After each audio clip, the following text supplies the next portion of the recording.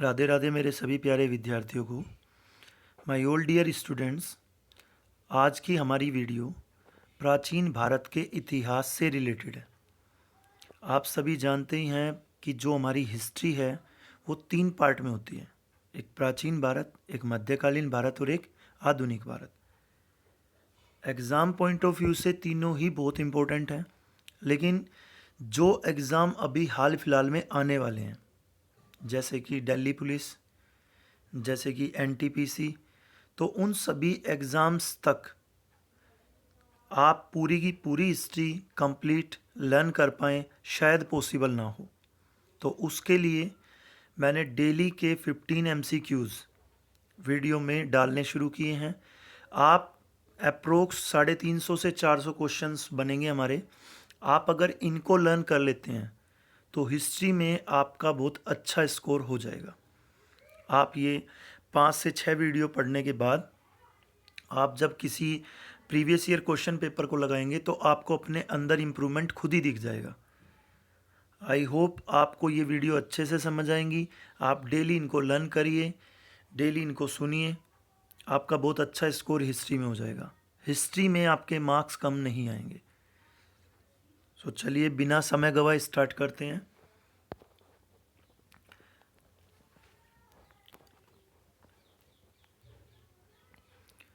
हमारा जो first point है यानी कि फर्स्ट क्वेश्चन, राष्ट्रकूट वंश की स्थापना किसने की?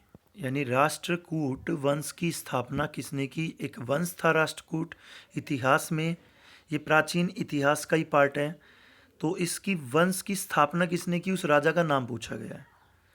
राष्ट्रकूट वंश की स्थापना दत्ती दुर्ग ने की थी।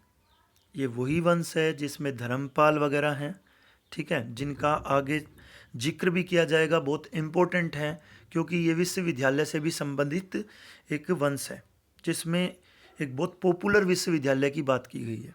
इसकी स्थापना 8वीं सदी में की गई। तो एक बार फिर समझिए, राष्ट्रकूट वंश की स्थापना दंती दुर्ग ने की है। चलिए सेकंड पॉइंट पे चलते हैं। गुप्त राजाओं ने कौन से सिक्के चलवाए? जो गुप्त राजा थे, गुप्त राजाओं से हमारा मतलब है गुप्त वंश का जो संस्थापक था वो था श्रीगुप्त।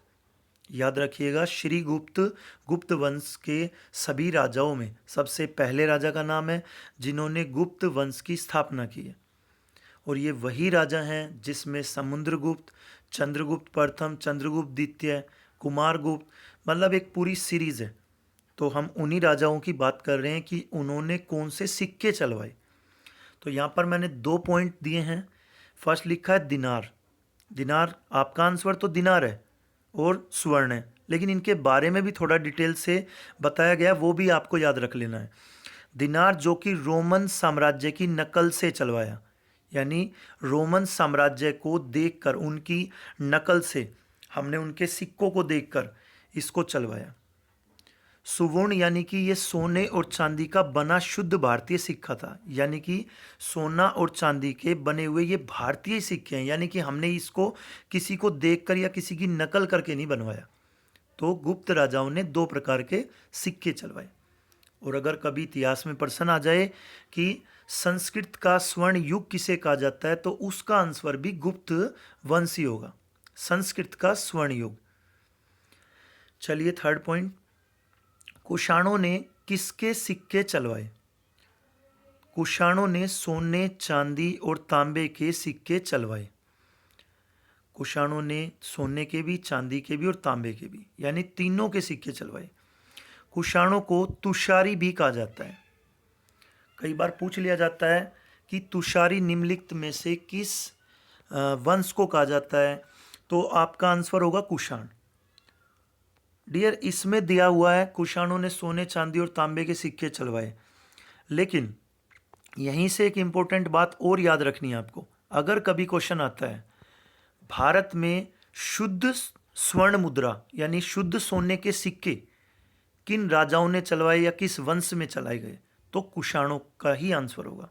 यानी शुद्ध सोने के सिक्के की बात की जाए तो कुषाणों ने चलवाए, लेकिन अगर ये पूछा गया जैसे कुषाणों ने किसके सिक्के चलवाए, तो फिर सोने, चांदी और तांबे तीनों के ही चलवाए थे। फोर्थ पॉइंट है हमारा, अंतिम मौर्य सम्राट कौन था? हम बात कर रहे हैं मौर्य सम्राट की। मौर्य वंश से पहले याद करते हैं हम इसको। आपको याद होना चाहिए मौर्य वंश की स्थापना चंद्रगुप्त ने की थी। चंद्रगुप्त मौर्य। चंद्रगुप्त मौर्य के गुरु थे राजनीतिक गुरु चाणक्य। और चाणक्य के 3 नाम परीक्षा में पूछे जाते हैं। 3 नाम में से पहला नाम चाणक्य है, दूसरा विष्णुगुप्त और तीसरा कौटिल्य। चाणक्य, विष्णुगुप्त, कौटिल्य, ये तीनों नाम चाणक्य के ही हैं, जो कि चंद्रगुप्त मौर्य के राजनीतिक गुरु थे। 2 प्रकार के गुरु का जिक्र किया जाता है प्राचीन भारत में, एक आध्यात्मिक गुरु और एक राजनीतिक गुरु। तो मौर्य सम्राट के संस्थापक का नाम याद रखना आपको, चंद्रगुप्त मौर्य। और मौर्य, चंद्रगुप्त मौर्य के जो गुरुजी थे राजनीतिक गुरु, उनका नाम था चाणक्य, जिनके 2 नाम और याद रखने हैं, विष्णुगुप्त और कौटिल्य। तो यहाँ पर उस क्वेश्चन का जवाब दिया गया। क्वेश्चन पूछा गया था मौर्य सम्राट अंतिम कौन था, यानी अंतिम मौर्य सम्राट का नाम बताइए। तो लिखा है अंतिम मौर्य सम्राट बृहद्रथ था। अगर प्रथम पूछ ले तो चंद्रगुप्त मौर्य और अंतिम पूछ ले तो बृहद्रथ, जिसे उसके सेनापति सम्राट पुष्यमित्र शुंग ने, बृहद्रथ के ही एक सेनापति थे जिनका नाम था पुष्यमित्र शुंग। पुष्यमित्र शुंग ने मारकर शुंग राज्य की स्थापना की, या कह सकते हो शुंग वंश की स्थापना की। शुंग वंश एक ब्राह्मण जाति के लोगों का वंश था, शुंग वंश। और शुंग वंश के बाद कर्णव वंश, कर्णव वंश के बाद सातवाहन वंश। ये तीनों ब्राह्मण वंश ही थे और तीनों एक के बाद एक ही थे। ये नहीं है कि बीच में गैप है। शुंग के बाद कर्णव, कर्णव के बाद सातवाहन। तो याद रखना, कभी क्वेश्चन पूछ लिया जा सकता है कि मौर्य वंश के बाद, मौर्य वंश के बाद किस वंश का शासन हुआ? तो याद रखेंगे शुंग वंश का। शुंग वंश की स्थापना किसने की? पुष्यमित्र शुंग ने। पुष्यमित्र शुंग कौन थे? सेनापति थे बृहद्रथ के। और बृहद्रथ कौन थे? बृहद्रथ मौर्य वंश के अंतिम शासक का नाम है। आई होप आपको ये समझ आ गया होगा। 5th पॉइंट है हमारा, अभिधम में कथावथु के बारे में किसने लिखा? तो इसका आंसर तो होगा मोगलीपुत्र। मोगलीपुत्र ने लिखा। अब हम उसके बारे में थोड़ा और जानते हैं। मोगलीपुत्र 30 बौद्ध धर्म के भिक्षु और विद्वान थे। यानी कि जो मोगलीपुत्र 30, इनका पूरा नाम है मोगलीपुत्र 30, बौद्ध धर्म से रिलेटेड हैं। बौद्ध धर्म के ये भिक्षु थे और विद्वान भी थे। यानी कि बौद्ध धर्म में 2 कैटेगरी थी, एक भिक्षु यानी कि भिक्षुक होते थे और एक उपासक होते थे। तो ये भिक्षु हैं और प्लस विद्वान भी हैं, यानी ज्ञानी भी हैं, गुरुजी भी हैं, ज्ञान भी देते थे।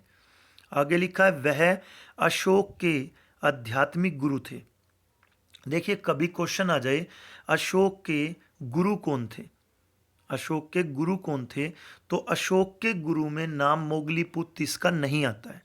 अशोक के गुरुजी का नाम था उपगुप्त, और उपगुप्त बौद्ध धर्म के ही गुरु थे। यानी बौद्ध धर्म में जो एक ज्ञान देने वाले लोगों की कैटेगरी में नाम आता था उपगुप्त का। तो बौद्ध धर्म के गुरु उपगुप्त, जो कि अशोक के गुरुजी थे। लेकिन इन्होंने मोगलीपुत्र 30 को भी आध्यात्मिक गुरु के रूप में स्वीकार किया था। मतलब अगर उनके मेन गुरुजी की बात की जाए, प्रथम गुरुजी की बात की जाए तो वही थे। उनके बाद की बात की जाए तो मोगलीपुत्र 30 थे। यानी दोनों ही उनके आध्यात्मिक गुरु थे। उसके बाद लिखा है और अशोक के पुत्र महेंद्र के आध्यात्मिक गुरु भी थे। अशोक के 2 बच्चे, आपका नाम याद रखना आपको उनका, महेंद्र उनके पुत्र का नाम, संघमित्रा उनकी पुत्री का नाम। अशोक के बेटे का नाम महेंद्र, अशोक की पुत्री का नाम संघमित्रा। और ये दोनों वो थे जिन्होंने श्रीलंका में जाकर बौद्ध धर्म का प्रचार किया। अशोक ने अपने दोनों बच्चों को श्रीलंका बौद्ध धर्म के प्रचार करने के लिए भेजा। एक क्वेश्चन और पूछ लिया जाता है एग्जाम में कि भारत से बाहर बौद्ध धर्म को ले जाने वाले शासक का क्या नाम है? तो अशोक ही है, क्योंकि अशोक ने ही पहल की अपने बच्चों को भारत से बाहर यानी कि श्रीलंका में बौद्ध धर्म के प्रचार प्रसार के लिए भेजा उन्होंने। आई थिंक आपको ये समझ आ गया होगा। सिक्स्थ पॉइंट है हमारा, सोमपुरी विश्वविद्यालय की स्थापना किसने की? सोमपुरी विश्वविद्यालय की स्थापना बंगाल के पालवंशी राजा धर्मपाल ने की। तो देखिए, मैंने अभी थोड़ी देर पहले आपको बताया राष्ट्रकूट में मैंने नाम लिया था धर्मपाल। तो ये जो धर्मपाल हैं, इनका नाम आता है सोमपुरी विश्वविद्यालय के लिए भी, और भी कई चीज़ों के लिए। अभी आप इसी वीडियो में समझेंगे। देखिए, हमें विश्वविद्यालयों से भी क्वेश्चंस को बहुत अच्छे से समझना है, क्योंकि बहुत बच्चे कंफ्यूज रहते हैं, क्योंकि बच्चे मोस्टली नालंदा विश्वविद्यालय को याद रखते हैं बस। आपको जितने भी विश्वविद्यालय प्राचीन भारत में निर्माण किया गया, बनाए गए, उन सभी को याद करना है। वो सारे के सारे आपके लिए इंपॉर्टेंट है, ना कि सिर्फ नालंदा विश्वविद्यालय। तो सोमपुरी विश्वविद्यालय की स्थापना पूछ ले तो धर्मपाल ने की थी, और धर्मपाल पाल वंशी के थे। चलिए, अब बात कर रहे हैं हम 7th पॉइंट पे, गौतम बुद्ध की माँ महामाया किस वंश से थी? तो गौतम बुद्ध की बात करें तो गौतम बुद्ध का बचपन का नाम सिद्धार्थ, और गौतम बुद्ध वही हैं जिनको हम महात्मा बुद्ध के नाम से भी जानते हैं। और इनका एक और अन्य नाम तथागत, एक और अन्य नाम एशिया का पुंज। तो ये सभी नाम गौतम बुद्ध के ही हैं। तो पूछा गया है, उनकी माता महामाया किस वंश से थी? गौतम बुद्ध की माँ महामाया क्षत्रिय वंशी। देखिए, पहले क्षत्रिय वंशी समझिए। आपको पता ही होगा कि हम वैदिक लोग हैं, यानी वैदिक आर्य हैं, हम वैदिक सभ्यता के लोग हैं। हम वैदिक सभ्यता के लोगों को 4 कैटेगरी में बांटा गया था, यानी कि हम सभी ने अपने आप को 4 वर्गों में बांट लिया था। फर्स्ट ब्राह्मण, सेकंड क्षत्रिय, थर्ड वैश्य और लास्ट शूद्र। तो ये जो 4 कैटेगरी हैं, महामाया क्षत्रिय वंश से हैं, यानी क्षत्रिय कुल की हैं ये। और अगर इनका वंश पूछा गया है तो कोल्य वंश। ये क्षत्रिय तो वर्ग है, आपको मैंने अभी बताया वैदिक सभ्यता में 4 वर्गों में बटा था हमारा समाज, एक ब्राह्मण, एक क्षत्रिय, एक वैश्य, एक शूद्र। तो ये क्षत्रिय वंश से या क्षत्रिय वर्ग से रिलेटेड हैं, और इनका जो वंश आ गया है, वंश का जवाब रहेगा कोल्य वंश। कोल्य वंश की रानी थी। चलिए, नेक्स्ट पॉइंट है, विक्रमशिला विश्वविद्यालय का विकास किसने कराया? फिर एक विश्वविद्यालय की बात की जा रही है। तो विक्रमशिला विश्वविद्यालय बंगाल में था। अभी आपने जो पढ़ा वो भी बंगाल में ही था, ये भी बंगाल में ही है। विक्रमशिला विश्वविद्यालय बंगाल में था। इसका निर्माण पाल राजा धर्मपाल ने कराया। अभी मैंने बताया आपको, पालवंशी राजा यानी पाल राजा धर्मपाल ने कराया, यानी दोनों विश्वविद्यालय की बात की जाए तो धर्मपाल का ही नाम होगा। नेक्स्ट पॉइंट है हमारा, नालंदा विश्वविद्यालय का विकास किसके काल में हुआ? तो नालंदा विश्वविद्यालय का विकास गुप्त राजा कुमार गुप्त के समय हुआ। अभी मैंने आपको गुप्त वंश के शासकों के नाम बताए। तो गुप्त वंश के शासकों की बात करें तो उनमें से कुमार गुप्त के समय में नालंदा विश्वविद्यालय का विकास हुआ। यानी पूछ लिया जाए नालंदा विश्वविद्यालय की स्थापना किसने कराई, तो कुमार गुप्त ने, और कुमार गुप्त चंद्रगुप्त द्वितीय का पुत्र था। चलिए, नेक्स्ट पॉइंट है हमारा, बौद्ध धर्म की शिक्षाओं के बारे में कौन सा ग्रंथ बताता है? यानी जो बौद्ध धर्म की शिक्षाएं हैं उनके बारे में कौन सा ग्रंथ ऐसा है जो बताता है? तो आंसर विल बी सुत्त पिटक। बस एक ही पॉइंट को आप याद रखिए इसमें, सुत्त पिटक, ये उस ग्रंथ का नाम है जो उनकी शिक्षाओं के बारे में बताता है।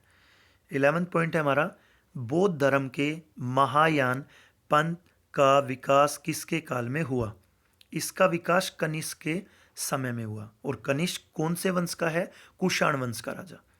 कुषाण वंश का सबसे प्रतापी राजा कभी पूछ लिया जाए तो कनिष्क ही था। चलिए, 12 नंबर पे लिखा है, बौद्ध धर्म का महायान और हीनयान में विभाजन किस संगति में हुआ? आपको याद होना चाहिए, बौद्ध धर्म की 4 संगतियां थी, जिसमें से पहली संगति अजातशत्रु, दूसरी संगति कालाशोक, तीसरी संगति अशोक और फोर्थ संगति कनिष्क। तो चारों संगति में से पूछा गया है कि किस संगति में, तो लिखा है बौद्ध धर्म का महायान और हीनयान में विभाजन, यानी बौद्ध धर्म दो भागों में बट गया, दो शाखाएं बन गई, विभाजन चतुर्थ बौद्ध संगति यानी सबसे लास्ट की बौद्ध संगति। और वो बौद्ध संगति कौन सी थी, जो कि हम कह सकते हैं कनिष्क के समय की। तो यह 72 ईस्वी में कश्मीर के कुंडल वन में हुई थी। ये बौद्ध संगति कहाँ पर हुई, कुंडल वन में, कश्मीर में। इसकी अध्यक्षता जो की थी, इसके जो अध्यक्ष थे वो वसुमित्र और उपाध्यक्ष अश्व घोष थे। इसके अध्यक्ष वसुमित्र और उपाध्यक्ष अश्व घोष थे। 13 है हमारा, प्रथम बौद्ध संगति के अध्यक्ष थे, यानी कौन थे। पहली बौद्ध संगति अजातशत्रु के समय में हुई। पहली बौद्ध संगति अजातशत्रु के समय में हुई, ये मैंने अभी बताया आपको। अगर पूछ लिया जाए पहली बौद्ध संगति किस वंश में हुई, मान लो राजा का नाम ना पूछकर वंश पूछ ले, तो हर्यक वंश में। और ये हर्यक वंश के जो स्थापना करने वाले थे उनका नाम था बिंबिसार। हर्यक वंश की स्थापना बिंबिसार ने की थी और बिंबिसार के पुत्र का नाम ही अजातशत्रु था। और अजातशत्रु को इतिहास में पितृहंता के नाम से भी जाना जाता है। पितृहंता का मतलब होता है पिता का हत्यारा। तो इन्होंने अपने पिता की हत्या की थी, अपने पिता यानी बिंबिसार की। तो प्रथम बौद्ध संगति अजातशत्रु के समय में हुई। वंश पूछ ले तो हर्यक वंश में हुई। इसके अध्यक्ष महाकश्यप थे, यानी कि अध्यक्ष का नाम पूछा गया है तो किसकी अध्यक्षता में हुई ये बौद्ध संगति, महाकश्यप की। 14 पॉइंट है हमारा, दूसरी बौद्ध संगति के अध्यक्ष थे। मैंने आपको अभी चारों बौद्ध संगति की बात की थी। प्रथम बौद्ध संगति हमारी अजातशत्रु के समय, दूसरी बौद्ध संगति हमारी कालाशोक के समय। चलिए, कहा गया दूसरी बौद्ध संगति के अध्यक्ष, अध्यक्ष का नाम दिया हुआ है सबकमी। तो ये तो नाम आपको याद कर लेना है, इसके बाद मैं आपको समझाता हूँ। द्वितीय बौद्ध संगति यानी दूसरी बौद्ध संगति 383 ईसा पूर्व में वैशाली में हुई। वैशाली यानी कि बिहार में। वैशाली कहाँ पर, वैशाली पड़ता था बिहार में, तो बिहार की बात की जा रही है। यह कालाशोक के राज्य में हुई, यानी राजा का नाम क्या था, कालाशोक। प्रथम बौद्ध संगति के राजा का नाम क्या था जिस समय बौद्ध संगति हुई, तो अजातशत्रु। और जिस समय दूसरी बौद्ध संगति हुई उस समय कौन राजा थे, कालाशोक। और अगर कालाशोक का वंश पूछ लिया जाए तो नागवंश, क्योंकि कालाशोक उत्तराधिकारी था शिशुनाग का, और शिशुनाग नागवंश का संस्थापक था, यानी कालाशोक नागवंश का एक राजा था। तो दूसरी बौद्ध संगति कह सकते हैं हम कि नागवंश में हुई। 15 है हमारा और लास्ट पॉइंट है, गौतम बुद्ध के गृह त्याग को कौन सा चिन्ह बताता है। तो गौतम बुद्ध के गृह त्याग को आपको याद होना चाहिए। 29 ईयर्स की एज थी जब उनकी, यानी 29 साल की आयु में गौतम बुद्ध ने यानी कि सिद्धार्थ ने गृह त्याग किया। तो पूछा गया कि कौन सा चिन्ह बताता है गृह त्याग को, तो घोड़ा गौतम बुद्ध के गृह त्याग से संबंधित है। देखिए, कई बार एनिमल्स के चिन्ह पूछे जाते हैं इतिहास से संबंधित, जैसे कि जैन धर्म में भी आप पढ़ेंगे कि पूछ लिया जाता है कि कौन सा तीर्थंकर का कौन सा चिन्ह है, तो चिन्ह के बारे में बात की जाती है। तो ये बहुत इंपॉर्टेंट है, क्वेश्चंस बनते हैं यहाँ से। आई होप आपको आज का पूरा टॉपिक अच्छे से समझ आ गया होगा। देखिए, 2 से 3 बार 4 बार सिर्फ आप इनको सुन भी लेंगे तब भी आपको ये अच्छे से याद हो जाएंगी। और मैंने आपको कहा है 300 से 350, हाईएस्ट हुए तो 400 क्वेश्चंस करने के बाद लगभग आपकी हिस्ट्री में बहुत अच्छा स्कोर हो जाएगा। उसमें तीनों हिस्ट्री की बात कर रहा हूँ मैं, यानी प्राचीन, मध्यकालीन और आधुनिक। तो जितना ज़रूरत होगी उतना मैं उसी क्वेश्चंस में आपको समझाते हुए भी चलूँगा। जहाँ पर ज़रूरत नहीं होगी वहाँ पर सिर्फ मैं उसके बारे में जो एक 1 लाइनर आंसर होगा बस वो ही आपको बता दूँगा।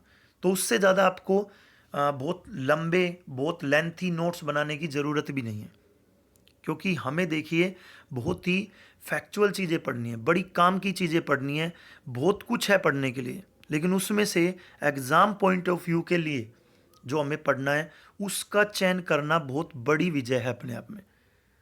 तो इस वीडियो को अच्छे से समझना, अच्छे से सुनना, कोई भी डाउट हो तो कमेंट करके ज़रूर पूछ लेना। Thank you and Radhe Radhe.